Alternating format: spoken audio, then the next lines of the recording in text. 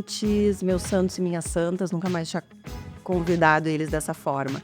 Meus santos e minhas santas, bem-vindos ao 5º episódio do Endosfera Cast, o podcast que explora o universo do endomarketing. E eu sou a Camila Lustosa, sócia fundadora e diretora de estratégia e conteúdo da Santo de Casa. Hoje eu tenho aqui comigo uma convidada que já participou com a gente, essa convidada de novo, a Adri, né? Adriana Menezes, planejamento da Santo de Casa, participa de diagnósticos em grandes organizações e está com a gente para fazer esse podcast ainda melhor. E, claro, a nossa grande convidada do dia, da edição, que, assim, tem esse tema importantíssimo, é novo de uma certa forma, né? E demanda que a gente convide pessoas que tenham muito conhecimento sobre isso, e a gente está fazendo isso convidando a Carla Tiepo para participar com a gente hoje. O tema de hoje é neurociência e comportamento humano. Então, uma área do conhecimento que vai e ajuda a transformar as empresas em lugares melhores para se trabalhar, apoia o processo todo dentro das organizações. E a doutora Carla Tiepo, ela é pioneira na aplicação de ciência do cérebro no desenvolvimento humano e organizacional, é professora, pesquisadora e coordenadora de pós-graduação, ensina sobre o funcionamento do sistema nervoso e as suas relações com a mente e o comportamento humano. É consultora de Design Myself, marca que divulga o conhecimento neurocientífico. É autora do livro Uma Viagem pelo Cérebro, a Via Rápida para Entender Neurociência. E a gente tem aqui o espaço agora para tu terminar de se apresentar, Carla. Bem-vinda. Obrigada por estar aqui com a gente. Eu agradeço muito a oportunidade, o convite. E esse tema é pungente, porque quando a gente fala de endomarketing dentro das organizações, a gente fala muito sobre como impactar as pessoas em relação ao que a organização precisa comunicar. Então, é sobre pessoas, e fico muito feliz de poder trazer essa minha visão de neurociência, porque desde 2009, 2010, eu tenho me perguntado, para além da área médica, onde eu lecionei a vida toda, né, fui professora da faculdade de medicina toda a minha vida, deixei de dar aula na medicina tem 3 ou 4 anos apenas, e me mantive na pós-graduação, mas a minha pergunta sempre foi: o que esse conhecimento sobre o cérebro humano, sobre o comportamento humano, sobre as relações humanas, tem de contribuição para as organizações e também para o desenvolvimento humano? Então eu atuo como consultora, como palestrante, tanto na área da educação, desde a educação fundamental, né, então eu tenho um trabalho muito forte numa consultoria educacional chamada Educação Inédita, e tenho também um trabalho muito forte como consultora dentro das organizações, tratando de desenvolvimento humano e organizacional a partir da Illumine, que é a minha consultoria organizacional. Então, neurociência, que é um tema de uma certa forma restrito ao ambiente da academia, e que começa a tomar corpo nas redes sociais de uma forma nem sempre adequada, é o nosso ponto de partida. E o meu ponto de chegada, né, onde eu pretendo chegar, é na aplicação dessas abordagens sobre o cérebro humano e as suas inter-relações com as ciências humanas, então psicologia, sociologia, antropologia, na perspectiva do desenvolvimento da sociedade, né. Então, eu parto da academia, de uma visão absolutamente centrada na formação do profissional da área da saúde, né, dei aula para médicos, enfermeiros, fonoaudiólogos, psicólogos, a vida toda, e termino essa jornada, nas consultorias de, tanto da educação quanto do ambiente corporativo, nesta visão de o que precisamos fazer com o ser humano, né, para que ele realmente dê conta dos desafios que estão sendo postos para eles todos, né, para nós todos, nesse universo do século XXI que não é simples, né. Não é simples. E eu sempre costumo dizer, Carla, e eu falo sempre muito, assim, às vezes me perguntam sobre qual é a revolução possível na comunicação ou nas organizações. Para mim, eu sempre falo em autoconhecimento. Autoconhecimento como pessoa física, autoconhecimento como pessoa jurídica, né? Então, a neurociência vem muito ao encontro disso, as pessoas entenderem como funciona e quais são os gatilhos e o que é possível, como é que a gente melhora um ambiente conhecendo esse universo. Eu acho que é super importante. Sempre que a gente pode, a gente recomenda a Carla, inclusive, para as organizações com a qual a gente trabalha, né? Exatamente. Eu vejo que a entrada ainda é tímida. Não sei qual é a tua experiência, Carla, mas eu percebo, assim, que a aceitação para trazer uma consultoria sobre neurociência para a gente, pelo menos no nosso universo aqui, a nossa experiência ainda é tímida, né, para fazer o investimento nisso. Mas, enfim, é um tema que vem ganhando espaço e muita gente tem apostado.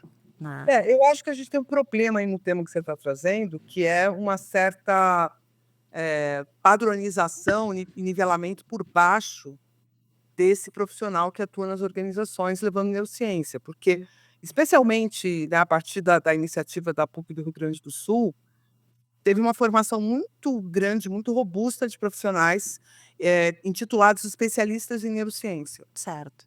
E esses profissionais se ofereceram para o mercado como especialistas de neurociência. E, infelizmente, eles não têm a bagagem Não tem. necessária para realmente fazer essa ponte. Porque não basta você conhecer alguns elementos de neurociência para conseguir aplicar. Exatamente. Então, você pode estudar sobre tomada de decisão? Pode. Mas aonde que a tomada de decisão estudada pela neurociência é melhor do que a tomada de decisão estudada pela economia? Ou melhor do que a tomada de decisão estudada pelo sistema de riscos? Uhum. Aonde? Hum. É agregar algum valor adicional, certo? Então, aqui a gente tem um tema fundamental que é como que a gente vai considerar os afetos nessa tomada de decisão. Isso é importante para a segurança psicológica, para justificar, né? A segurança psicológica, para justificar ferramentas e abordagens para inovação e criatividade, e especialmente no que vocês mais trabalham, né? Que é como que eu comunico, Uhum. né? Invisto numa comunicação interna que vai fazer com que tudo que eu preciso transparecer aconteça da forma que eu preciso fazer esse endo-branding, né? Tipo, como é Exato. que eu vendo essa ideia de quem eu sou e que vou ser ouvido e as tomadas de decisões das pessoas levarão isso em conta. Isso é uma aplicação. O indivíduo que fez uma formação superficial em neurociência não tem como chegar nesse lugar. Então, ele vai oferecer para a organização um ganho muito pequeno. Uhum. E, de uma certa forma, né, a gente até brinca, né, que estraga o mercado, porque o mercado abre-se para isso, quem vai lá vai fazer, faz mal feito, e aí ele estraga o mercado, né? Então, eu não tenho dificuldades em implementar e levar o meu trabalho, porque eu tenho oportunidade de falar com grandes líderes, realmente com grandes executivos em todas as abordagens. Eu estou dentro de grupos como é o caso do B2B Match, que é só de inter-relações entre organizações. Eu estou dentro de grupos como o próprio Singularity University, onde eu tenho acesso a Uhum. Uhum. executivos de alto escalão, e eu tenho oportunidade de explicar para eles o que eu faço. Então, eu não Sensacional. tenho vontade de vender neurociência, mas eu entendo o mercado ser reativo naturalmente, porque não são todas as pessoas que lidam com isso que sabem o que devem fazer, Porque para né? chegar no resultado precisa muito mais, é muito mais profundo, eu Precisa de uma imagino. formação robusta, né? Você Exato. tem uma formação robusta. O que que é uma formação robusta em neurociência?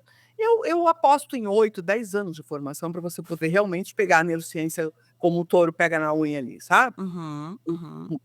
Eu tenho gente que está comigo fazendo formações, trabalhando comigo dentro da consultoria, que começam a ficar um pouco mais musculosos depois de 4, 5 anos estudando. Uhum. Então eu tenho consultores que eu formo, porque senão eu teria que fazer todas as entregas, isso é muito ruim. Então eu preparo os meus materiais e vão outros consultores entregar com os meus materiais que eu formei. Então até aí Uhum. tudo bem, mas não é todo mundo que eu tô nessa pegada há 15, né, eu estudo neurociência há 30. Eu acho que Então essa é uma ressalva muito importante, né, até porque a gente tem isso muito, né, e é reconhecido por isso, pela questão da profundidade das coisas, né, pra questão, assim, nós vamos fazer se nós tivermos know-how para fazer, né. é isso. Então senão a gente não vai fazer. Quanto é sedutor você dizer que você tem uma abordagem nova, pra comportamento humano, sendo que esse é o calcanhar de Aquiles das organizações. É, Diante do calcanhar de Aquiles, não é isso? é. E aí o que que a gente vai oferecer nesse sentido? O que que a gente consegue oferecer para atender uma dor tão profunda? A psicologia já foi chamada, de forma bem robusta, a sociologia. Eu tenho um amigo que é um antropólogo organizacional, tá? Excelente. Um Gostei dessa antropólogo. expressão. Antropólogo organizacional, ele vai lá estudar tribos, estudar a formação dos grupos, como que são as lideranças informais e tal, tudo isso é muito importante. Mas Tá a aí a dica neurociência para o nosso outro podcast, hein. exato, é bem legal. E eu Me te indica. apresento o Nelson Bolognini, que para mim é o grande profissional que fala dessas coisas aí no Brasil. Então, tem gente fazendo isso. Só que o que acontece? Se você não traduzir uma linguagem para aquele funcionário que está, muitas vezes ascendendo a uma primeira liderança, numa coordenação, se você Uhum. não é capaz de sensibilizá-lo num lugar onde ele é capaz de entender, Uhum. tá vendo ainda o cenário de forma reduzida, né, ele nem se deu conta ainda do tamanho do problema que é liderar um time, ele está começando a namorar com esse problema, né, e aí a gente Problema. namorar com o Problema é problema. melhor. É mais ou menos isso. Não, porque ele começa se apaixonando, né, por ser líder, por ter poder, por ter Sim, caneta, status. ele se decepciona com tudo que ele tem que fazer para poder honrar essa caneta, por isso que eu brinco que é namorar, né. Aí dá até casar com a liderança e descobrir que, né, todo casamento tem seu ponto forte e seu ponto fraco, né. Perder a ilusão da paixão. Muito boa analogia. Porque é isso, a É liderança isso. é isso, eles entram achando que é uma coisa, porque é o que a gente veja, de alguma forma tem uma culpa da própria organização nisso, porque a organização quer que os líderes vendam que eles estão bem, que está tudo certo, que está tudo sob controle. Aham. Então isso é pra gente, isso que a gente tem que comunicar, não vamos comunicar que a gente está tudo apavorado, burnoutado, estressado, não vamos comunicar isso, Sim. óbvio, tá. E aí quem que eu tô lá? Eu sou um analista e me dizem: "Ah, você quer pegar uma coordenação?" Eu falo: "Nossa, então, uma coordenação", porque eu tô vendo que o líder chega e entra pela porta X, almoça no refeitório Y, Uhum. tem acesso a tal e tal informação, vou querer isso, eu tô apaixonado por essa possibilidade de poder, De de poder e ascensão, status. de mais dinheiro, de mais status, né. E daí ele entende que o buraco é mais embaixo. Então nesse é um momento muito bom da gente começar uma educação comportamental, e é aí que eu trago a neurociência como um recurso interessante. Por quê? Primeiro, a maior parte das pessoas tem curiosidade sobre o tema. Então quando você está dizendo: "Ah, o cérebro faz isso, o cérebro faz aquilo, o cérebro funciona dessa forma", traz uma trick question qualquer, né, provoca a pessoa com uma brincadeira, com alguma coisa que a surpreende. Eu sempre uso muita ilusão de ótica, muita coisa que mexe com as pessoas, né, que deixa as pessoas ali numa situação na pergunta, que Uhum. com a resposta, né. E aí, eu vou tateando e vou mostrando que a gente tem uma tangibilidade na neurociência que para você alcançar nas ciências humanas, você precisa se aprofundar muito, né. Você pega, por exemplo, a psicologia tem várias correntes de pensamento. Como que você vai escolher que corrente do pensamento você vai optar para abordar numa organização? Tem gente que atua com psicanálise nas organizações, e tem gente que atua com behaviorismo. Uhum. A psicologia não tem um modo de atuação, concorda comigo? Sim. Uhum. Uhum. Tem escolas de atuação. Vamos pensar, o que que a sociologia vai fazer dentro de uma organização? Qual é a abordagem? Vai ser uma abordagem Sim. voltada para uma abordagem mais sindicalista, vamos, né, colocar as palavras Sim. certas, ou vai ser uma abordagem mais do empregador? Que serviço social é esse que vai ser prestado? Sim. Tudo isso tá na mesa, né. E a neurociência também está no mesmo lugar, a gente precisa entender como e o que vai ser aplicado, mas fundamentalmente que tem mais tangibilidade e a gente consegue despertar mais rápido o interesse das pessoas pelo conhecimento. Tá, e se a gente vai conceituar a neurociência? Neurociência, então, voltando ali, tu já falou bastante coisa sobre como esse conhecimento pode ser útil, mas neurociência, então, é o quê? Para os leigos, para quem está começando? É uma ciência que tem 50 e poucos anos, né, de estrutura. A primeira sociedade internacional de neurociência foi fundada em 1969 nos Estados Unidos, então isso pra gente é um pouco um marco de quando a neurociência começa a ser conhecida como tal, mas no fundo ela trata da reunião de todos os cientistas e todos os pesquisadores que abordam aspectos do funcionamento ou das patologias ou das interfaces do cérebro com a tecnologia e com o ser humano de uma forma geral. Então, tudo que diz respeito ao cérebro. E é importante entender por que não existe cardiociência. Podia existir cardiociência. Tudo sobre. Uhum. Por que não existe? Porque no sistema cardiovascular, se você estudar anatomia, fisiologia, farmacologia e tal, você já vai conseguir toda a abordagem necessária para diagnosticar doenças, tratar doenças, promover saúde, né. No caso da neurociência, como nós estamos numa interface muito importante com a mente, né, ou com uma experiência de mente, vamos dizer assim, você precisa fazer a neurociência conversar com outras escolas, especialmente das ciências humanas e também até mesmo das ciências exatas. Então, se você pensar hoje em rede neural, se você pensar hoje em LLM, né, os Large Language Models, que são aqueles modelos usados pelo ChatGPT e Uhum. tem outras tantas, né, inteligências artificiais que estão em uso hoje, esses modelos foram inspirados no cérebro. Então, neurociência também é inteligência artificial, por exemplo, né. Existem profissionais lá estudando o cérebro para poder retirar informações sobre o cérebro que podem vir a aumentar o conhecimento sobre aquele processo e dar ganhos para a tecnologia. Depois vai dar ganhos, sei lá, para a física e tal. Então a neurociência é muito ampla. Quando você vai para os Estados Unidos e vai ver a Sociedade de Neurociência Americanas, você já tem, inclusive, departamentos de universidades que mudaram seus nomes. Eram, por exemplo, o departamento de psicologia, né? E Uhum. hoje é neurociência e psicologia, né? Então você tem uma mudança até mesmo na forma como a gente começa a entender a busca da compreensão sobre o processo mental. Então, se você quiser colocar a neurociência para e passo com a psicologia, ela é uma ciência oriunda da biologia, mas que transcende, vamos dizer assim, Uhum. é uma transdisciplinaridade, né, que é um conceito ali do Edgar Morin, quer dizer, ela se liberta das suas correntes da disciplina Uhum. e, paira sobre outros temas de conhecimento que podem acrescentar muito a ela. Então ela não tem um compromisso com o estudo apenas da ciência natural. Ela pode e deve fazer a interface com as outras ciências. Cérebro e mente são coisas diferentes, Carla? Cérebro e mente são coisas diferentes para quem é dualista, né. Tá. Esse é uma a gente tem que voltar lá em Descartes, em 1640, que foi o mais ferrenho defensor do dualismo. A gente já tinha tido um dualismo, na antiga Grécia, né, aristotélico, Uhum. colocando uma alma ou uma ânima independente do corpo, né, como uma outra substância. Depois Descartes reafirma isso. Há quem diga que seja para não correr risco com nenhum tipo de cruzada, inquisição, nenhum tipo de perseguição religiosa, porque o monismo ele ofende diretamente qualquer, crença religiosa, né. Uhum. O fato de que no monismo, a mente é um produto derivado do funcionamento do cérebro. Não existe essa mente que paira para além da biologia, né. Então a neurociência ela tende a ser mais monista. E Uhum. a mente como um processo, né, um fenômeno provocado pelo funcionamento do cérebro. Essa é a visão mais próxima da neurociência. Vai existir um monismo, vamos dizer assim, né, que a gente chama de emergentista, que é qual? A mente emerge do cérebro. Então ela não é exatamente submetida ao cérebro o tempo todo, ela pode Uhum. ela pode mobilizar o funcionamento cerebral, mas ainda há muita crítica a essa teoria. A teoria mais aceita dentro da neurociência mesmo é que a mente é um fenômeno, uma experiência que o cérebro promove pra gente. Tá, eu escuto muito, uma comparação com hardware e software.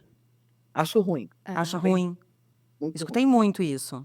Não, é muito ruim essa comparação, porque ela dá a impressão de que o hardware é estável, e no nosso Uhum. caso o hardware é absolutamente dinâmico. É como Aham. se o seu computador se mudasse à medida que você vai dando estímulos para ele. Isso não É acontece, muito né. mais complexo, então a gente nem poderia fazer essa. É. Não, a comparação é ruim mesmo, é muito ruim, porque você estaria falando de um sistema físico estável, Aham. que não evolui, inclusive, que não se transforma, que não é provocado pelo ambiente, e isso é bem, bem, bem ruim, bem errado, porque o nosso hardware, entre aspas aqui, né, o cérebro, ele é totalmente provocado o tempo todo, e ele se altera, e é porque ele se altera que a gente consegue, eh ter performance, né, e isso a gente chama genericamente de neuroplasticidade. Uhum. É uma coisa que acontece o tempo todo, eu vou ficar muito frustrada se eu não for capaz de produzir nenhum tipo de neuroplasticidade em vocês ou em quem estiver nos ouvindo, né, é Uhum. parte do objetivo inclusive da comunicação, que ela tenha uma mudança mais estável, isso só vai conseguir modificando a parte física, e tem também obviamente uma programação que tem a ver com eletricidade, tem a ver com você produzir algumas redes com maior intensidade de funcionamento do que outras. Isso a gente chama de memória, genericamente, e é um fenômeno que está mais ligado à atividade elétrica que está acontecendo no cérebro. Então, nesse caso, a gente poderia dizer que está mais perto de um software. Mas, de toda sorte, é uma comparação pobre, muito pobre, Uhum. porque impede as pessoas de entenderem exatamente sobre que nível de complexidade que nós estamos tratando. Comparar o cérebro a um computador é óbvio, bom para quem é leigo, mas é péssimo para o cérebro, porque o cérebro fica num lugar muito aquém do que ele de fato é, Uhum. processo. Perfeito. Genial. O filho do Nicolelli, só para a gente citar, Hã. ele chama-se verdadeiro criador de tudo. Então, Esse verdadeiro criador de tudo para um neurocientista é o cérebro.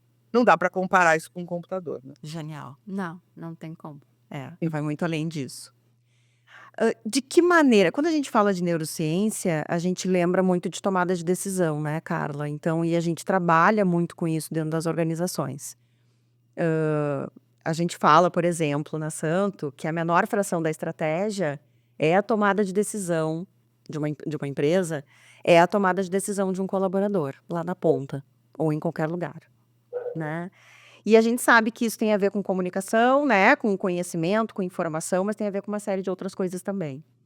E aí, onde é que entra a neurociência nisso? Nessa tomada de decisão, dentro do que a gente espera em uma organização? Como é que funciona tudo isso?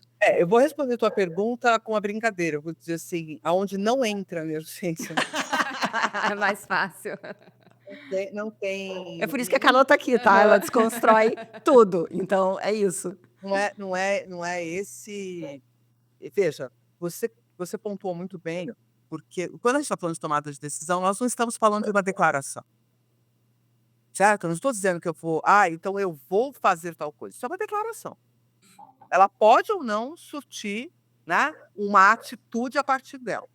Então, se você fizer esse retrato, esse instante, representado pela ação do indivíduo, e não pelo que ele disse que faria, e não pelo que ele disse que seria melhor fazer, mas pelo que ele de fato fez, Uhum. certo? Você pode partir dessa ação e fazer uma engenharia reversa do processo de tomada de decisão, compreendendo os diferentes elementos que entraram no jogo. Compreendendo o que eu chamo, né, o brinco, de que isso seriam os vetores de força do processo. Quando você estuda física mecânica na escola, que se fala sobre o movimento de um carro, por exemplo, a pessoa fala: "Ah, o carro está acelerando a tanto, numa subida de tanto de inclinação, e quer que você calcule a velocidade do carro". Isso é a resultante.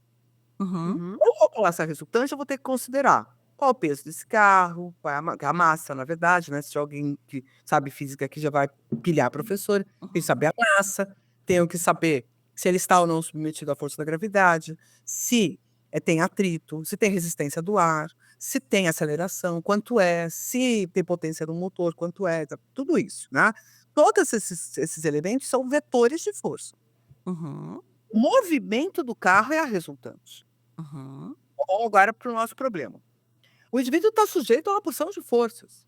Então tem uma comunicação que veio da empresa, tem uma outra informal, que é uma conversa de botequim ali, que é uma conversa do café, é a nossa rádio peão. Depois tem, os desejos pessoais, Uhum. depois tem a esposa em casa, o marido em casa, que fala coisas, que opina, que critica ou que elogia, ou, né. Uhum. Tem a sociedade, tem a rede social, então muitos elementos. E todos esses elementos vão ser qualificados por esse indivíduo a partir de uma atribuição de valor. E quem é que faz essa atribuição de valor? É aqui que as pessoas se equivocam muito. Todo mundo acha que quem vai fazer essa atribuição de valor é o sistema racional, que vai pensar sobre, Uhum. vai dizer: "Ah, isso tanto para". O problema é um pouquinho mais embaixo, porque quem vai fazer essa validação é o sistema emocional. E não é porque nós somos seres vulneráveis e tal, como seria a fala da Brené Brown. Ela tem a razão para falar o que ela fala, mas é Uhum. muito importante a gente entender que o sistema emocional não é a vulnerabilidade. Existem determinados movimentos emocionais que nos Que deixam vulneráveis, vulneráveis. mas a emoção não é vulnerável, a emoção é potência. Então o que eu Uhum. faço com o sistema emocional? Eu atribuo valor a cada um desses vetores de força. Qual é o impacto da comunicação? Qual é o impacto do meu desejo? Qual é o impacto dos meus objetivos? Qual é o impacto da minha esposa? Qual é o impacto da rede social? Qual é o impacto do meu burnout? Qual é o impacto do meu estresse, tal? Qual é o impacto disso tudo? E não existe essa conta. Eu não vou para um painel, para uma planilha de Excel e tal, e vou plotar isso para saber qual é o resultado. Se o processo está acontecendo dentro do meu cérebro. E eu só vou saber qual foi a resultante depois que eu fizer. Uhum. Antes de eu agir, eu ainda tenho como mudar a minha atitude, com base no quê? Nesses vetores de força. É aí que você vai dizer que existe a força da racionalidade e tal. Mas você precisa entender se há espaço para a racionalidade operar daquela forma, porque é muito engraçado, porque ninguém entende isso. Por exemplo, vamos dizer que a gente esteja de dieta. Agora eu estou num super processo de dieta aí, estou levando todo mundo comigo, estou falando na rede social direto sobre isso. Ah, é E a eu cetogênica? Só é a sou cetogênica? cetogênica, mas o que eu conto para as pessoas não é sobre a dieta. Eu não quero estimular as pessoas a fazerem nem essa nem aquela dieta, porque não é minha área, né. Sim. Eu tenho a minha, que é recomendada pelos meus médicos. Então, para o meu caso, cetogênica é o mais indicado. Meu irmão é médico, meu irmão tem a mesma genética que a minha. Então, o que ele faz para ele faz para mim. E funciona e a gente vai muito bem, obrigado. Então, não é para ir para comer o que eu como, mas é para pensar o que eu penso, é para sentir o que eu sinto, que é o quê? Reforçar a dinâmica emocional daquilo que é importante para você se manter em dieta. Então, não é você eu ficar pensando o quanto que é importante eu perder peso. Por quê? De repente fiz aqui, gravei o podcast com as meninas, santo de casa, estou feliz da vida, né, e falar: "Ah, eu mereço, então vou almoçar uma coisa bem gostosa". Cadê a justificativa racional para isso? Aham, aham. Tá no "eu mereço", eu fiz, a minha racionalidade vai me contar que eu tenho um merecimento, mas no fundo quem tá jogando esse É uma chaveco emoção. É emoção total.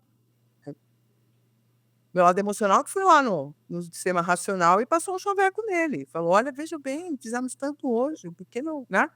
Então o sistema racional ele cai na conversa, e ele vai cair na conversa N vezes. E é por isso que a gente não pode achar que a gente está com uma coisa dominada. Portanto, se você está trabalhando, um desses vetores está na tua mão, vamos dizer, você é líder, ou você é responsável pela comunicação interna, ou você é Uhum. responsável pela cultura, você está com um desses vetores, às vezes com mais de um. Mais de um. Uhum. Então, para onde você vai apontar? Você não vai garantir que a pessoa vai tomar decisão naquela direção, mas você vai aumentar a chance disso acontecer. Isso é o Mas que a aí eu gente te pergunto, se vou aumentar a chance de garantir aquele resultado, em que sentido? Utilizando a questão da informação, né, legítima, assim, objetiva, ou utilizando de subterfúgios, que vão conversar com esse emocional? Então, obviamente que a informação nua e crua, ela vai ser contestada se ela não tiver uma narrativa emocional que a paute. Vamos dizer assim, Uhum. digamos que a gente está numa mudança cultural na organização, e agora a gente está discutindo que a gente precisa de uma liderança mais transformadora, mais humanizada, etc, etc. Beleza. Então a gente colocou isso na comunicação, a gente está falando abertamente, que a gente quer que os líderes trabalhem com uma questão de segurança psicológica, enfim, Uhum. Muito comum. né, então que para lá na comunicação isso está posto, tá. Mas a prática do negócio não acontece. O Uhum. que você vai fazer? Vai fazer uma invalidação dos mecanismos de comunicação que essa empresa tá operando. Porque ela não tem uma narrativa emocional que complemente aquela narrativa do texto, da informação. Então é necessário eu faria um pouco diferente, eu diria assim: "Estamos discutindo quão importante é, nossos líderes estão se formando para isso, e Uhum. cabe a nós, como cultura organizacional, buscarmos esse resultado todo mundo junto". Que a organização geralmente fala? "Deixa que a gente vai fazer". E Uhum. deixa que a gente vai fazer não é o CEO, nem é o pessoal do RH, nem é quem contratou a comunicação, né, o marketing que vai fazer. Ele está contando que os outros vão fazer. Uhum. Ele tá, entendeu? Uhum. Contando com o ovo na cloaca da galinha, certo? Uhum. Então, por que não comunicar que é isso que está acontecendo? Por que não comunicar que a gente está impactado com todos os resultados de saúde mental? Por que não é aberto? Porque aí cada um pode levantar a mão e dizer assim: "Ó, então para mim não está funcionando isso, ou para mim Uhum. aquilo". Todo mundo passa a se perceber como parte, porque senão as relações ficam muito passivas. Se eu garanto que o líder vai fazer tudo, se eu garanto que está tudo na mão do líder, qual é a posição que eu deixo o empregado dentro da organização? Passiva. Passivo. Total. Ele não tem que fazer nada. Quando na verdade é uma relação. A liderança é relacional. A liderança é um liderado que se deixa liderar por um líder. Não Mas é olha lá, isso não é muito individual? Quando a gente começa a pensar, assim, a gente tem discutido muito isso, né, a questão da segmentação ou da personalização, e quando a gente começa a estudar neurociência, enfim, ou psicologia, ou enfim, eu tô lendo um livro interessantíssimo sobre dopamina, né, e claro que a ciência agrupa, né, em pesquisas ela faz agrupamentos que são importantes para a gente poder método, né. Mas fica muito claro que existe uma personalização, assim. Eu fui estudar dopamina porque eu sou diagnosticada com TDAH, né? E isso aos 50 anos, né? Então eu fui descobrir esse diagnóstico depois de uma vida inteira sofrendo com sintomas e com todas aquelas características que um TDAH tem na sua vida, né? Enfim, mas ok, descobri, tô lendo, tô tentando estudar mais, enfim. E essa questão, e aí fica muito claro que as pessoas são muito únicas, né? Muito. Então, essa questão da gente conversar, esperar um resultado, né, de tomada de decisão. E eu tô falando, a gente pensa em grupo, mas cada um é um, no sentido de produção de dopamina, um é mais dopaminérgico, o outro é mais. Eu até queria falar um pouquinho disso também, né, para as pessoas entenderem, assim, esse funcionamento, né, o que que a pessoa mais dopaminérgica, o líder mais, depois tem uma pergunta que eu faço aqui, que eu pedi para a Rafa colocar, que é sobre uma liderança mais dopaminérgica significa o quê, né, ou mais serotoninérgica significa o quê, né, tem um impacto, as pessoas são diferentes, né, Mas não são diferentes apenas porque elas têm dinâmicas de neurotransmissores que são diferentes. Elas são sim, diferentes por N razões, né? muitas variáveis. No fundo, veja bem, o neurotransmissor que você está considerando, ele já é a consequência de tudo isso, ele não é a causa. Uhum. Você vai ter um líder que tem uma maior motivação, mais energia, etc e tal, Aham. tem que é um ciclo virtuoso, Hum. porque ninguém tem pouca dopamina. A questão é para quê? A sua dopamina Ai, calma aí. Não é, tem, não existe o déficit de produção de dopamina? não, existem alterações na forma como os receptores se comportam. Porque deixa eu te fazer uma pergunta, mesmo você tendo TDAH, você consegue manter foco em alguma atividade? Sim. Sem dopamina você seria incapaz de fazer isso. Não E existe qualquer foco. outra pessoa, né, com ou É, eu sem não TDAH. posso fugir do tema, mas tem uma coisa que eu escutei, eu achei maravilhoso, tá? Que é assim, o TDAH, ele não tem problema de foco com o que ele quer fazer. Ele tem problema de Exato, foco com o que precisa ser feito. No exato. sentido de o Exatamente, que ele não quer fazer. Não exatamente. é ele não ter dopamina, a questão é que ele não consegue se obrigar a ter dopamina por razões que são ligadas fundamentalmente ao regramento. Então, eu ponto Uhum. demais na sociedade. Uhum. Porque o regramento não é motivo para ele liberar dopamina. Ele não Sim. consegue se manter focado apenas pelo medo de não estar focado, vamos dizer assim, entendeu? Perfeito. Você pega uma criança, vamos lembrar da sala de aula, eu posso até te localizar na sala de aula, você estava sentada mais no meio, daí você foi indo para o fundo, depois alguém te botou lá na frente para você prestar atenção, tem essa história de todo TDAH. Foi assim, Camila? Eu não parava muito sentada, né? Fora isso, fora que sentar já era uma coisa que já era um pouco difícil, né. Então, assim, qual é a questão? A questão é que, muito pelo contrário, a dopamina que faz você ficar quieto. Pois é, gente, calma aí. Ficar quieta, mas é porque você está em busca. Enquanto você está buscando e você não encontrou, não tem foco. E dopamina é busca. É foco, mas é busca É também. busca. Fácil. Entendeu? Então, o que que é o sintoma que mais incomoda o TDAH? É a eterna busca. A hora que você acha alguma coisa na qual você se engaja, que você curte, Fica quieta. você para.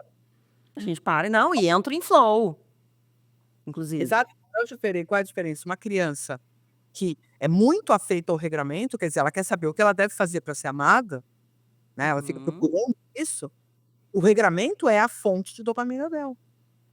É louco, mas é isso. Você fala pra uma criança: "Você precisa fazer sua lição de casa, etc e tal", e ela percebe que a hora que ela faz isso, que ela se comporta dessa forma, que ela retorna para a escola, ela é percebida como uma criança e ela começa a ser validada dessa forma, ela continua repetindo o comportamento. Maravilhoso isso. Porque ela precisa daquilo para ser aceita ali naquele ambiente. Então, nós temos quadros mais patológicos em que a gente tem alterações dos receptores de dopamina, Tá, que deixam o indivíduo realmente numa condição muito vulnerável, porque ele vai precisar de muita dopamina para conseguir focar, entendi, certo? entendi. Mas isso não significa que ele tem pouca dopamina, é só porque ele precisa de quantidades de dopamina diferentes por conta dos seus motivadores, entendeu? Perfeito, perfeito. Você vai sabe, eu tenho uma liderança mais serotoninérgica, qual é a liderança mais serotoninérgica? Que de novo é uma consequência, é alguém que consegue viver uma boa percepção de poder, reconhecimento, espaço, que ele realmente é respeitado, e isso dá a ele uma carga adicional de serotonina. Uhum. Isso ciclo vicioso, não, desculpa, virtuoso, porque eu tenho mais serotonina, confio mais em quem eu sou, me banco mais, as pessoas passam a me respeitar mais, eu libero mais serotonina. Essa é a vida de um chimpanzé dominante na natureza. Ele ganhou ali o pau, a primeira briga, conseguiu se sentir um pouco poderosinho. Uhum. E um segundo desafiador lá que ele bateu de novo no segundo, ele continua, agora ele está se sentindo mais potente ainda, e todo mundo olha para ele com: "Ó, realmente você é potente, meu querido". Isso dá a ele muita serotonina e ele pode repetir o comportamento dele, ele não vai deprimir, entendeu? Porque Entendi. dopamina numa quantidade que dá a ele uma sensação de potência. Isso não significa que ele é serotoninérgico, ele se tornou serotoninérgico pelas experiências que foi, possível ele viver. Entendi. E não tem muito, assim, tem alguma, são características muito determinadas quando a gente fala em serotoninérgico e dopaminérgico. Por exemplo, as pessoas que têm um líder mais dopaminérgico, elas têm que tipo de experiência? Isso é classificável, não? Dopaminérgico, um líder mais dopaminérgico, ele está muito focado no resultado. Se a gente for lá no DISC, por exemplo, ele seria Uhum. um D, entendeu? Uhum. Perfeito. Enquanto um serotoninérgico, ele é mais da influência, ele seria mais um I. Perfeito. Líder D, um líder I. Aí, eu acho que com essa informação você já é capaz de derivar o resto. Esse é um tema um pouco mais tranquilo para a maior parte das pessoas, né? Todo mundo das organizações usa bastante DISC, eu já ouvi Sim, falar. sim, já ouvi falar. E geralmente qualifica a liderança entre D e I, né? Então é mais ou menos essa a diferença. Óbvio que eu estou fazendo aqui uma aproximação que qualquer outro neurocientista ia me pichar agora, mas é o que dá para a gente comparar, assim, né, numa fala um pouco mais rápida. Mas a gente tem outros elementos tantos, né? A gente precisa, por exemplo, de pausas. Então, se você tem um balanço entre adrenalina e acetilcolina, isso é uma coisa importante. E tem a ver com o sistema simpático e parasimpático. Como assim? Daí eu preciso Por entender exemplo, melhor. uma pessoa muito pilhada, porque quando você fala de um líder dopaminérgico, Tá. provavelmente ele não vem só com dopamina, tá? Ele vem com adrenalina também. Uhum. E o que que é essa história de vem com adrenalina? É uma pessoa mais pilhada, uma pessoa bem Elétrica, como chamamos, né? Uhum. mais Patrola, vai Patrola. patrolando. vamos pegar esse resultado. Pessoal, a meta que importa, antes feito do que perfeito, pá. Esse é o cara, né? Aham, Então o que que vai acontecer? Qual a experiência que eu vou ter? Se eu não tiver um ritmo, então agora vamos fazer, vamos buscar, vai acontecer tal. aham. Hora do almoço. Ou pausei, almocei, fiquei meia hora andando ali no shopping onde eu fui almoçar, ou conversando com as pessoas, ou dei um tempo, assisti um podcast, fiz alguma outra coisa, relaxei. Aí eu entrei em acetilcolina. Aí eu tô pronta para começar a manobra. O grande problema das organizações e da sociedade como um todo hoje é que as pessoas não param, porque nós temos escassez de tempo. A maior escassez que a gente vive hoje é de tempo. Porque a gente achou que a gente ia abafar, né? Ah, a tecnologia vai Uhum, fortalecer, vai facilitar, vai agilizar, vai não sei o quê. uhum. Vai nada, vai aumentar a quantidade de coisas que a gente vai ter desejo de fazer. O E que a a geração que está vindo a geração que está vindo para o mercado de trabalho já está questionando bastante, já está tentando Mudar um pouco esse quer contexto, né? tempo, eu não vou passar o tempo todo trabalhando. criticar, porque eles não querem tempo para repousar, eles querem tempo para jogar videogame. Eles Ou querem para tempo, qualquer outra coisa. Ah, ah, eles não querem tempo para relaxar, para descansar, para se organizar. É porque é por causa exatamente da escassez de tempo. Eles estão sentindo a escassez de tempo uhum, porque eles não conseguem fazer o que eles querem fazer. uhum, E aí a questão toda está ligada à dopamina. E aí a gente é culpado como sociedade, eu não vou me botar nessa culpa não, porque eu nunca fiz isso, tá, nem como professora, nem como mãe. tá. Então, que cada um vista a carapuça que puder, mas eu nunca falei para o meu filho, nunca falei para um sobrinho meu: "Você tem que ir para a escola porque é sua obrigação". Só Uhum, besteira. Ah, a escola é um direito. uhum, Se eu Exatamente. for um direito, ela não vai entender que existe um esforço humano para se desenvolver que vale a pena. Então nós vamos ter uma sociedade o quê? Uma sociedade preguiçosa, não é o cérebro que é preguiçoso, ainda tem a gente ter paixão de falar que o cérebro é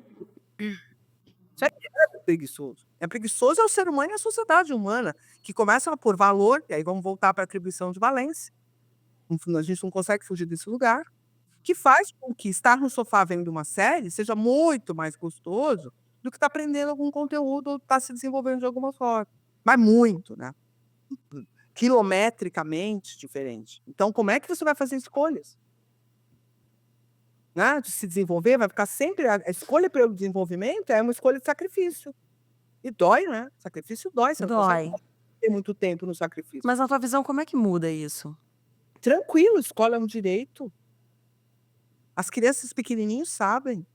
Quando você leva um pequenininho de 4, 5 anos de idade para a escola, ele Uhum. está curtindo fazer aquilo. Verdade, Ele está interagindo com as pessoas, ele está amando aquele processo. verdade. Eu Chega tenho um sobrinhos pequenos, é bem assim.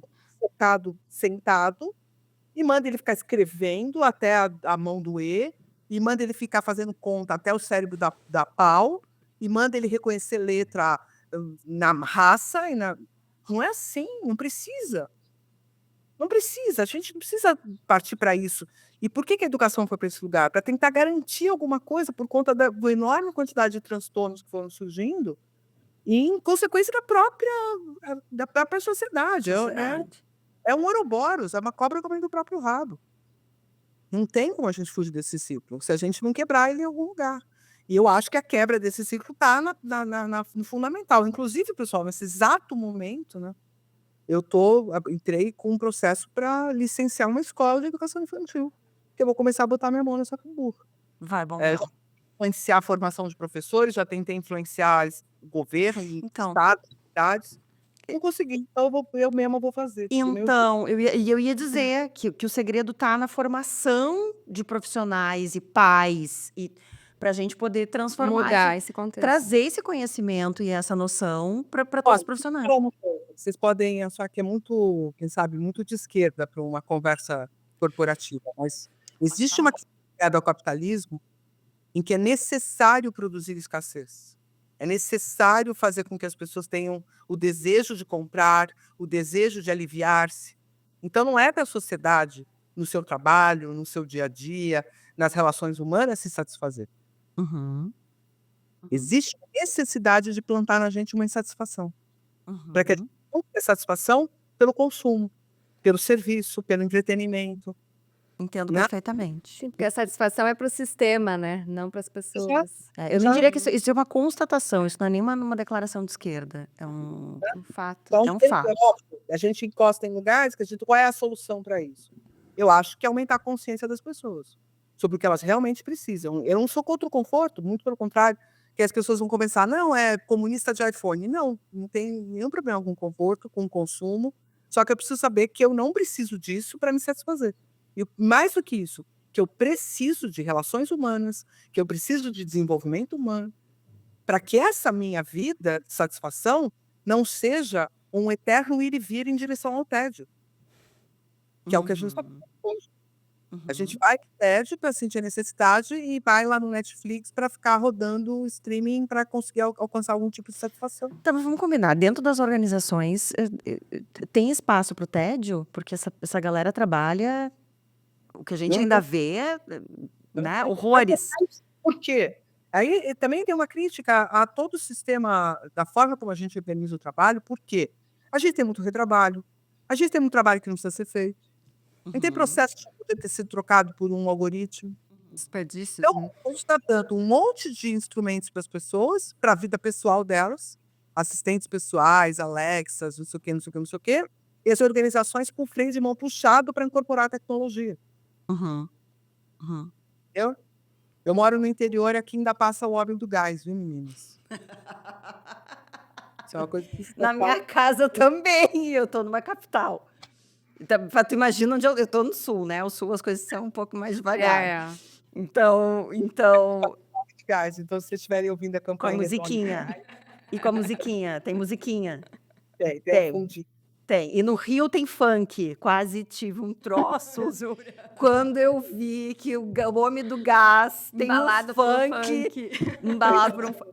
Gente, Cultura. não, genial. Isso impacta uma pessoa. Isso é o tipo de comunicação que impacta uma pessoa. Não passa Eu não sei o que. despercebida de Não, jeito eu não sei. nenhum. Eu sei que eu não sei o que ela gera em mim, mas eu não sei se mexe com memória, se mexe com valência, o quê, né? Mas me impactou horrores.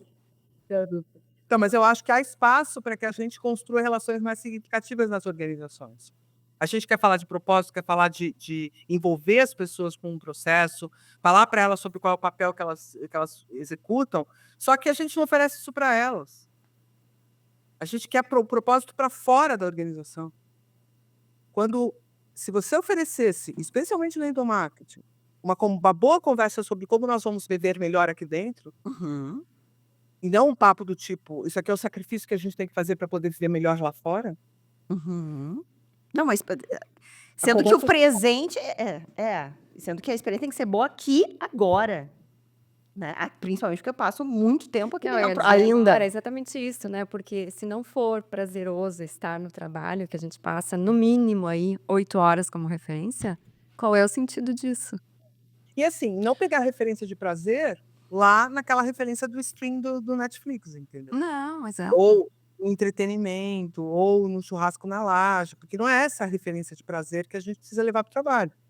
Mas é de Aí gostar, de querer estar ali fazendo o que tu tá fazendo, Mas né? do que a gente tá falando exatamente? A gente não tá falando de pão e circo, Não, mas a gente não.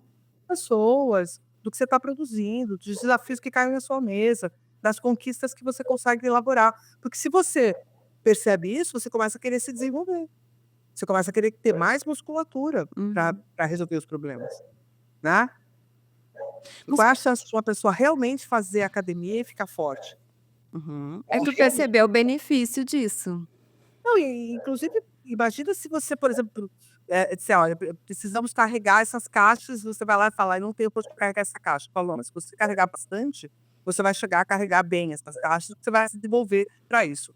Pô, eu vou ter que continuar carregando essa caixa, então é melhor que eu tenha músculo para ela, entendeu? E que eu vejo as pessoas a opção que as pessoas fazem hoje no ambiente organizacional é de empurrar com a barriga para ver se daqui a pouco alguém tira aquele peso das minhas costas, ao invés Uhum. de eu aprender como é que faz, entendeu? Mas se a Então gente for as organizações quando elas abordam acho que isso é importante a gente falar, assim. Quando as empresas abordam uma ótica neurocientífica para trabalhar suas questões, pertencimento, engajamento, acho que engajamento é uma grande questão dentro das organizações, né, porque ninguém engaja ninguém. Eu já ouvi essa frase e concordo com isso, né, as pessoas se engajam em algo que faz sentido, né, para elas. Mas quando a gente eu sou uma organização e quero fazer um trabalho neurocientífico, baseado em neurociência, para trabalhar engajamento. Como é que é isso, Carla, assim, como é que funciona? Que tipo Que de ação recursos, né, que a quais são gente os pode recursos que usar. são usados? Tu tá entrando na organização, como é que funciona isso? O que as pessoas o que que a organização pode esperar de um trabalho como esse?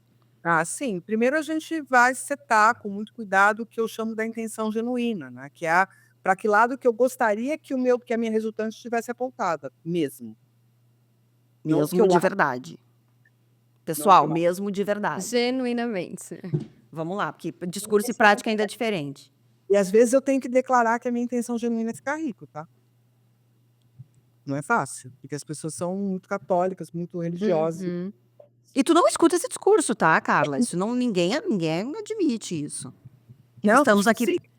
Então a primeira coisa é botar a bola no chão e falar o seguinte: "Eu quero ficar rico". Bom, então vai interessar para você o quê? Atividades que aumentem teu rendimento, é isso? Uhum. Você pode empreender internamente, então a gente pode considerar que você terá resultados financeiros, inclusive, em relação às metas que você propõe. Então eu preciso reconhecer que para algumas pessoas a intenção genuína é ganhar dinheiro, certo? tá. E essas coisas precisam ir para cima da mesa, porque eu tenho que começar a discutir com essas pessoas o quanto que essa visão egóica delas, porque o dinheiro vai ser para elas, certo? Uhum, Pode interferir nos processos colaborativos em outras dinâmicas que são Uhum. necessárias para que a organização cresça. uhum, Então posso começar a conseguir mudar essa intenção desse indivíduo, a uhum. partir dessa. Mas Perfeito. não adianta eu dar murro em ponta de faca, dizer: "Não, mas não pode ter isso, você não pode estar aqui para ganhar dinheiro". Não vai mudar isso, entendeu? Uhum. Esse é o ponto, eu preciso construir um novo vetor de força para que esse Perfeito. indivíduo encontre esse outro lugar, né. E esse outro lugar ele é amplo, porque eu posso falar para ele sobre o processo de desenvolvimento e aquisição de ferramentas que ele pode ter, para ele poder ir para um outro trabalho onde ele ganhe mais. Uhum. Ele pode acreditar que isso é um caminho para ele. Então é uma coisa de fora o íntimo. E o processo que a gente faz é um processo coletivo, às vezes pode ser individualizado, né, a gente tem uma ferramenta chamada Get, que é uma ferramenta desenvolvida a partir do funcionamento da aquisição de comportamentos. A aquisição de comportamentos não é uma memória comum, ela é uma memória do tipo implícita, ela precisa não só ser formada como ela precisa ser fortalecida e automatizada para virar comportamento, então são etapas. E essa ferramenta Get, ela trabalha primeiro o G é de goals, de objetivos, onde a gente Uhum, justamente dessas intenções para poder chegar na intenção genuína. uhum. E daí encontrar qual é a distância que existe da intenção genuína com a intenção do líder ou com a intenção da organização. É necessário buscar esse delta, para que o indivíduo perceba que ele está no delta. Tá, mas aí tem um trabalho e por isso que eu te perguntei sobre o individual e o coletivo antes. Isso tem muito do individual, porque isso é único Mas para cada um. é um workshop coletivo, a gente bota todo mundo para trabalhar juntos e para Entendi. trocar entre todos, inclusive, Tá. né. Porque é bom a gente poder ouvir o outro e em geral, muitas coisas ali são publicáveis, né, e a gente ensina eles a esconderem as impublicáveis, né, e colocar sobre a mesa de uma forma mais suave. Mas esse é o processo da primeira letra do nosso acrônimo, né, do GET. E Uhum. get em inglês é conseguir, obter, Ih, alcançar, perfeito, perfeito. significados, né. E vem de erros, então aí a gente tem que buscar o quão distante nós estamos dessa intenção genuína nas nossas atitudes cotidianas.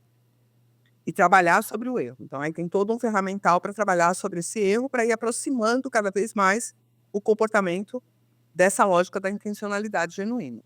E por fim, o T é de training, é como que eu exercito esse meu comportamento e testo a partir das interações com as outras pessoas, Uhum. a partir dos feedbacks, a partir de todo o processo do trabalho de liderança, como é que eu equalizo esse comportamento. Agora veja, aqui está a delicadeza do negócio. Geralmente as empresas trabalham isso oferecendo para as pessoas o que a empresa acredita ser importante para elas, em termos de Hum. comportamental. Perfeito. O RH vai lá e fala: "Não, minha liderança está precisando fazer uma formação de liderança humanizada". Será que todo mundo na mesma intensidade, do mesmo jeito? Provavelmente não. Provavelmente não. Então, selecionar as pessoas a partir desse trabalho de setar a intencionalidade genuína para entrarem depois em outros treinamentos que vão dar mais pra musculatura, na trilha de desenvolvimento, é o caminho que a gente executa. Sim, que é o ponto de partida é fazer esse trabalho então. Exatamente. Óbvio que existe um trabalho de cultura organizacional, e aí é uma consultoria. Eu e a liderança que está trabalhando ou a mudança, ou a consolidação da cultura, ou a comunicação da cultura. Então a gente senta numa mesa e vamos pensar em estratégia que vai ajudar as pessoas a engajarem com aquele discurso, com aquela comunicação, pensando em aspectos neurocientíficos, tá. Porque agora passou um caminhão, e agora passou do ponto. O barato desse trabalho é que ele pode, inclusive, cutucar a organização para se repensar, né, para repensar como ela se comunica. Sim, com Sim, certeza. eu ia dizer, com certeza. É algo que a gente está avaliando o tempo inteiro e é um trabalho que a gente faz também. Bom, então você veja, isso, você parte para esse trabalho, você parte de diferentes caminhos. A neurociência é só um deles, né. O ideal seria, inclusive, que essa conversa fosse mais transdisciplinar. Transdisciplinar. Eu busco muito trazer outros elementos para além da neurociência. Estudo muito psicanálise, estudo psicologia, estudo sociologia. Eu não fico na neurociência única e exclusivamente, porque, confesso a vocês, salvo uma ou outra pesquisa que realmente nos sacode, etc e tal, não tem muita coisa nova na neurociência hoje que me surpreenda, sabe, em relação à aplicação disso no desenvolvimento humano organizacional.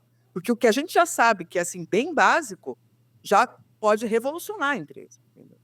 Então, nem precisamos estar lá na fronteira do conhecimento Sim. para ser antes, entendeu. Já tem muita coisa, assim, no começo da história que já dá para fazer, que já muda muita cabeça, já muda muito o olhar das organizações.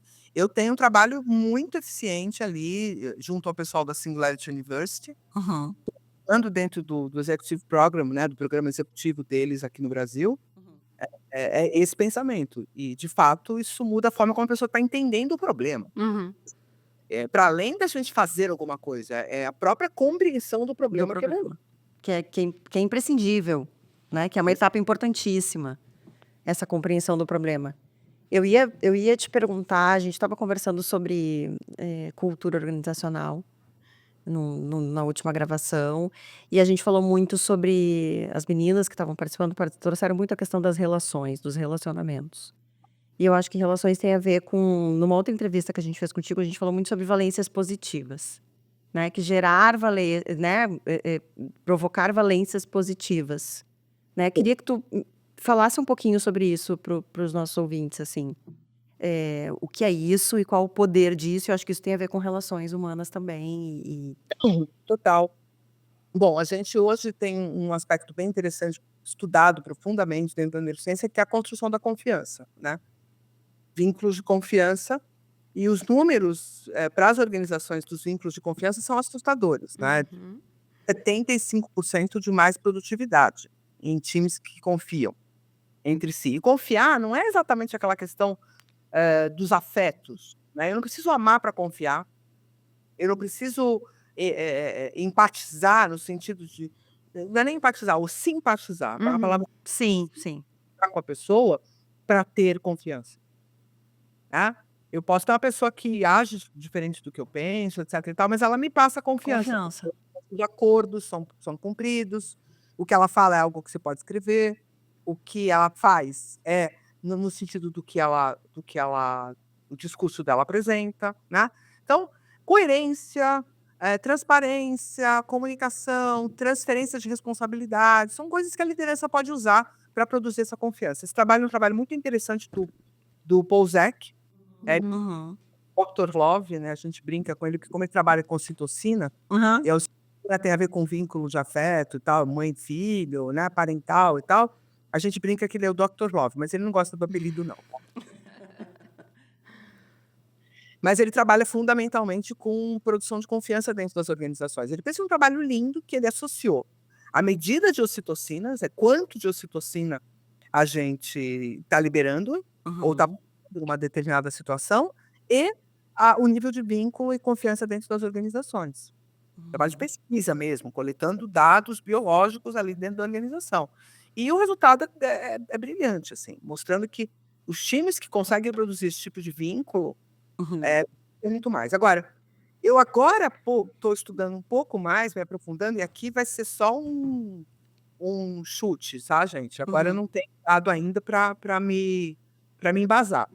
Mas eu tenho uma aposta muito grande de que a ocitocina, quem sabe, não seja o principal elemento.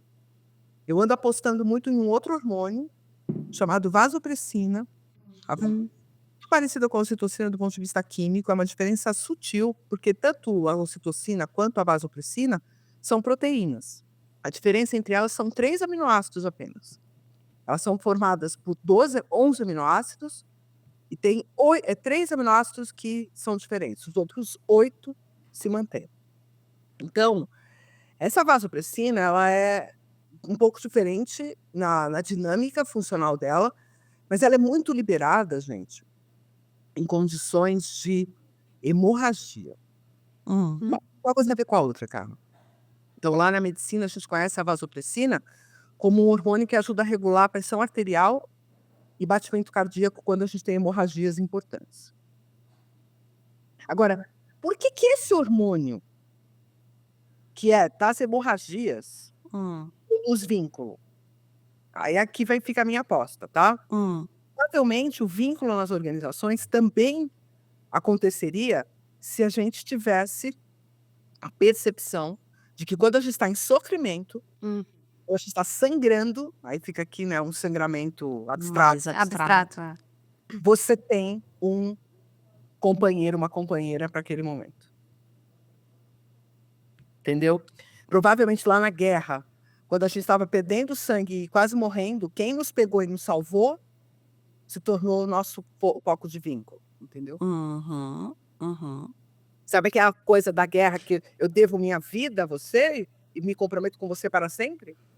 Tá, mas só para as pessoas entenderem, assim, a vasopressina, por exemplo, quando essa atitude acontece, tô lá sangrando, alguém tá me ajudando e eu vou criar o que acontece com vasopressina exatamente? Ela é liberada Nessas situações. liberada com essas Porque é um marcador de vínculo Perfeito. desse sofrimento, diferentemente da ocitocina, que é o marcador de vínculo do afeto. Perfeito. Então, a gente vende muito a ideia de que as relações humanas são pautadas em afeto e a gente esquece Isso é especialmente importante para o gênero masculino, não por uma questão de gênero, mas por uma questão de cultura. Perfeito. Eles se vinculam muito mais facilmente com aquele cara que ele treina Muay Thai, que ele socou a cara do cara. Eu me lembro que numa aula tu falaste nisso, dessa questão da vasopressina tá muito associada ao masculino e a ocitocina ao feminino, né? Por questões. Arquetipicamente, ok? Arquetipicamente, porque atribuir isso a uma questão do homem e da mulher é forçar uma barra. Né? Tá, Porque mais culturalmente. cada um de nós, homens ou mulheres, carregamos em nós arquétipos do masculino e do feminino. Perfeito. Sim. Vai expressar mais um ou outro. Eu, Carla, sou mulher, mas posso ter uma produção de vínculo mais importante com quem me socorre no meu aperto do que quem me dá carinho na hora que tá tudo bem. Mas então eu poderia, Carla, Olha que nesse interessante. raciocínio, fazer uma relação com o processo de colaboração também, para esse processo de Sim. vínculo acontecer, né? Perfeito, entende? Então, eu Tô tenho que começar socorrendo. e as Tô empresas estão apoiando. ontem. As empresas vão começar anteontem a metrificar e estabelecer meta para colaboração. Por que acontece? Você me liga, nós estamos trabalhando na mesma empresa, eu estou atolada, né, como todo mundo. Ninguém está tranquilo. Você me liga. Ô, Carla, é o seguinte, eu estou precisando aqui terminar um relatório, e é um relatório que você já fez no passado e tal. Você tem 15 minutinhos para me ajudar a sentar aqui, só para me abrir a mente? Lógico, estou indo aí. Corro lá, 15 minutos, perco o tempo de deslocamento, sento na mesa com a pessoa, ou às vezes entro numa call, tá? Às vezes abro mão de um período meu de almoço, alguma coisa assim e tal. E isso vai entrar em qual meta? Uhum. Como é que nós vamos metrificar isso aqui? Porque Normalmente essa atitude ela nem é vista ou percebida ou computada, como tu diz, assim, tá vinculada a que E tu tem meta, né? pessoas mais Mas predispostas e outras menos predispostas a Então, colaborar. é isso que eu ia dizer. E isso tá muito da pessoa, né? Da minha atitude em querer ou não ajudar. e a cultura, porque eu posso criar um vínculo que me mostra o quê, amigas? É o seguinte, o que faz uma pessoa não querer colaborar? Ela não ter percebido o valor da potência da colaboração. Quem não colabora é quem nunca foi colaborado. Exatamente. Você entendeu? Então é necessário que a cultura organizacional crie essa ideia. O primeiro a ser colaborativo é o líder, meu Deus. Sim. Ou deveria. Essa é uma parte das vezes com o líder. Ele quer que as pessoas carreguem o piano para ele tocar. Então, ó, já de cara deu errado. Uhum. Entendeu? E aí tem Então, a ver com um perfil de liderança, então, necessário, que é esse líder que se fala muito nisso, né? O líder que tá. Esses dias eu não vou lembrar, minha memória. Isso tem a ver com o TDAH, essa questão da memória complicada. não, a sua atenção quando você recebeu a informação estava meio dispersa. Tá E bom. a construção dessa informação aí ficou dispersa também. Sim, porque eu leio, absorvo, mas não. Ajudar é quando você achar uma informação importante, você contar sobre ela para alguém. Perfeito. Imediatamente. Verdade. Que naturalmente tu memoriza, né? É. Assim como, por exemplo, tu retém mais conhecimento ou informação na Quando medida eu- que tu escreve ou que tu troca. Tipo, eu preciso escrever muito, mesmo que eu não vá consultar aquilo nunca mais. É mais, Mas um é ato pra de escrever é um fixar. ato de estudo. É. Exato. Mas voltando à questão do líder, me ajuda. Onde eu Não, a questão é que a gente estava falando, a gente foi lá do universo da ocitocina, etc., para a colaboração como uma analogia, tipo, dessa... Ah, não, do perfil do líder. perfil do líder, perfil do né? líder, que é aquele líder que tem o líder que colabora mais, o que colabora menos. Então, ele precisa ser um líder mais servidor. Não acho que esse seja um estilo de liderança, eu acho que é um estilo de relação. Entendeu? De como as pessoas estão vendo a participação das outras na vida dela. É uma premissa. Não servir ninguém, não preciso servir ninguém. Só preciso estar para essas pessoas. E trocar. E tem hora que eu tenho para dar e tem hora que eu não tenho. E tudo bem, faz parte. E tem momentos, inclusive, eu sou líder. Eu tenho, hoje, vou fazer a conta, deve ser uns 30 líderes liderados diretos e indiretos. Diretos são os 8, quem sabe, né? Que são as pessoas que se reportam direto a mim. E nem é toda hora que eu estou servindo. Tem hora que eu estou precisando que eles me sirvam, sim. Mas, Claro. enfim, disposição para o processo, É a troca, né? para a escuta, para entender onde é que está o recurso, para não fazer uma coisa que é péssima, que é assim, Na hora que eu não tenho um recurso, eu, líder, não tenho recurso para dar, não tenho dinheiro, ou não tenho a plataforma, ou não tenho, está sendo solicitado, eu jogo a bucha para cima deles, de lá, se vira. Isso é falta de colaboração. Ninguém entende isso. Porque na hora que a pessoa fala, meu Deus, mas eu não tenho recurso, você fala, então estamos sem recurso. Se você não tem recurso, ninguém tem. Entendeu? E essa é a mudança de mindset que precisa para a liderança. Porque o líder ele é o gerador dos recursos. Sim. Esse é o problema. O líder precisa encarar que ele é o gerador dos recursos. Se ele bater lá em cima e chegar à conclusão de que ele não vai ter o dinheiro para comprar aquele equipamento, aquela coisa, ele vai ter que descer e dizer assim: estamos. Nós, todos.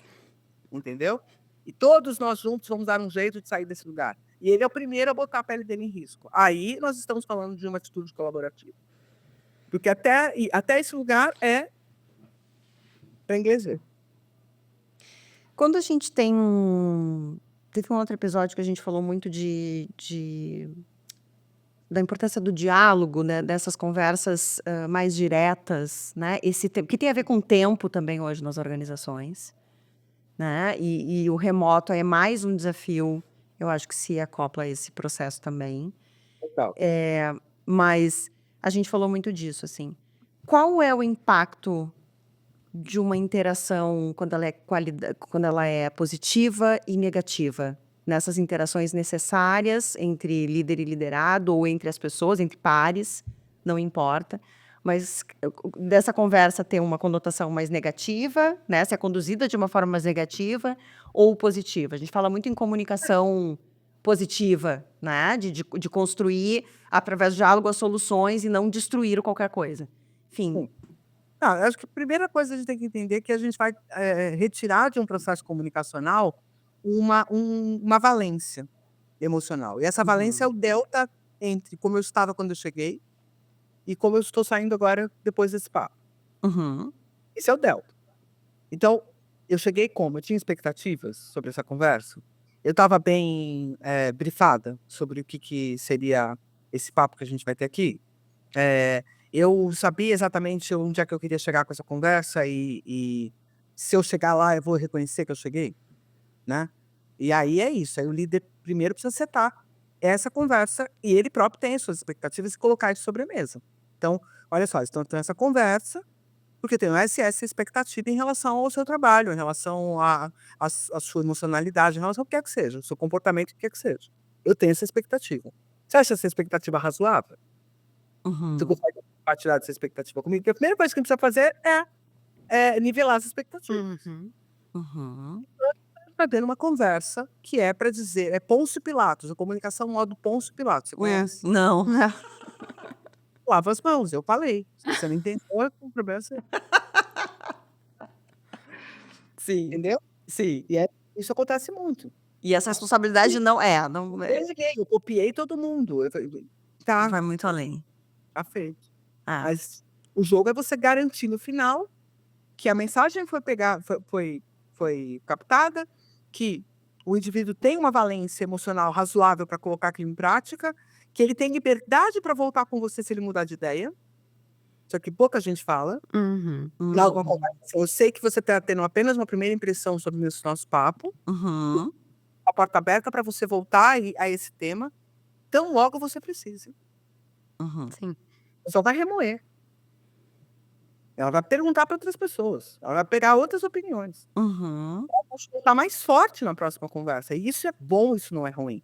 Porque quando você vai conversar com alguém, um líder e um liderado, e existe uma assimetria muito grande de poder ou de verborragia mesmo, de eloquência, ou de posicionamento, ou de postura, essa assimetria faz com que o indivíduo não consiga se sensibilizar e modificar naquele sentido. Ele não se sente confiante para aquilo. Aí a gente vai para a confiança, que é, eu terei apoio quando eu cair? Ou vão dizer que fui eu que fiz errado? Sim. Quem vai lavar a mão aqui, né? Nessa história. Sim. E aí isso tem a ver com criar valências positivas. Total. Né? Porque... O resultado daquela conversa. Esse, né? Sim, eu bati no microfone aqui, não sei o que, mas enfim. Pelo menos, provavelmente, o seu editor de som tá sujo agora. Coitado. E o meu tá caindo aqui. Bom, pra gente deixar uma mensagem aqui, Carla, eu queria que... O que os comunicadores têm que levar, se a gente tivesse que sintetizar, assim, uma mensagem, o que comunicadores ou as organizações, ou enfim, devem levar dessa nossa conversa aqui sobre neurociência? Sabe, eu gosto muito de uma vez eu fui numa nutricionista funcional e ela me deu, assim, milhares de compostos para consumir durante o dia a dia, né? Daí eu disse, eu tenho dificuldade com esse monte de coisa, administrar esse monte de coisa, né? Sabe a síntese? Se pudesse ser um pouco mais simples, se puder. E aí ela disse assim, então tá, então se tu tiver que lembrar de uma coisa, a mais importante, né? Aqui toma ômega 3 todos os dias. E daí o ômega 3 foi o que ficou na minha vida. O que ficou na minha vida foi o ômega 3. Eu simplifiquei muito. Tudo bem, talvez Foi para melhorasse saber o todo, mas aquele ômega 3 ficou. Então, o que a gente poderia deixar de mensagem, assim, na tua visão, Carla, assim, desse nosso papo para as pessoas, que é importante para os dias de hoje?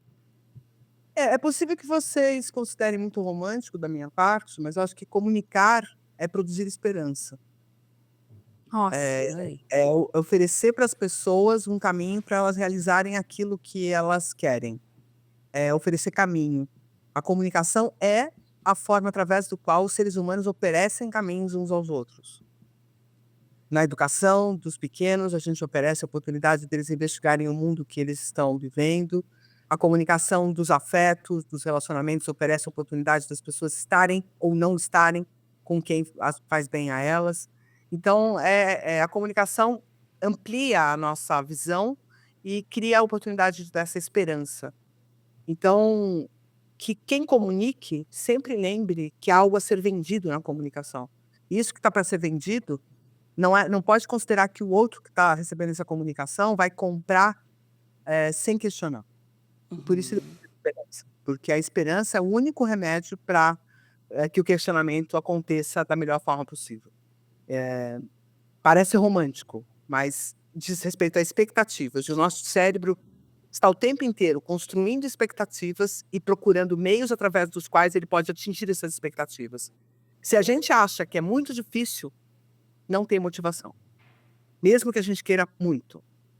E isso é uma coisa que as pessoas não entendem. Eu posso querer muito alguma coisa, mas se o que me comunicam é que eu estou muito distante de atingir aquilo, eu não coloco força. Não tem dopamina para isso. Para ter dopamina, precisa estar, no mínimo, ao alcance do meu esforço. E como é que um comunicador, como é que um líder, como é que alguém numa organização fala sobre isso? Fala sobre o recurso que eu vou te oferecer para que você atinja, a partir do seu esforço, este resultado que a gente está buscando. Isso é pura esperança, né? Total. Chocada. Nossa, eu cheguei a ficar arrepiada. Vindo de uma cientista, isso tem mais valor ainda, não é, né? Esse romantismo tem mais valor ainda. Carla, muito obrigada. Muito obrigada pela tua presença. Quem não sabe, a gente teve um imprevisto aí numa outra tentativa. A gente perdeu a Carla, agora a gente conseguiu trazer de volta. E ela tá... Só uma prorrogação. É, isso aí. Amei, adorei. Muito bom. Ficaria muito mais tempo aqui. Também. Nossa. Então tá bom, eu acho que Mais pra frente. mais pra frente a gente vai... Não, e Não, tem com muitas certeza. abordagens aqui, né? Muitas abordagens a partir desse tema. Enfim, quero agradecer muito. Tem alguma consideração final, Carla? Eu queria aproveitar só para dizer que se as pessoas que querem começar um estudo em neurociência, eu usei 30 anos aí do meu conhecimento para resumir tudo num livro que chama-se Uma Viagem pelo Cérebro, a Via Rápida para Entender Neurociência. É um livro acessível, com um texto realmente leve. Eu tenho, vale a pena. Boa fazer, então as pessoas dizem que me escutam dando aula, mas na verdade foi ela que me escutou dando aula e me ajudou a produzir meu texto como eu falo, né? Então ficou muito, muito coloquial, muito próximo, acho que vale muito a pena. E é inicial para que você saiba exatamente onde é que dá para chegar com neurociência e não precisar ficar sendo levado para um lado para o outro por essas tendências que são fracas e pobres. Sim. Que estão circulando na internet nesse momento. Perfeito. Eu tenho o livro, vale a pena. Recomendo também. Então, gente, obrigada pela companhia em mais essa edição, né? A gente convida vocês para assistir os outros episódios que já estão no ar, se inscrever no YouTube e no Spotify, conferir o blog, a news, as redes da Santo de Casa E pode deixar suas sugestões aí nos nossos canais para o próximo episódio. Perfeito. Beijos e até mais. Obrigada.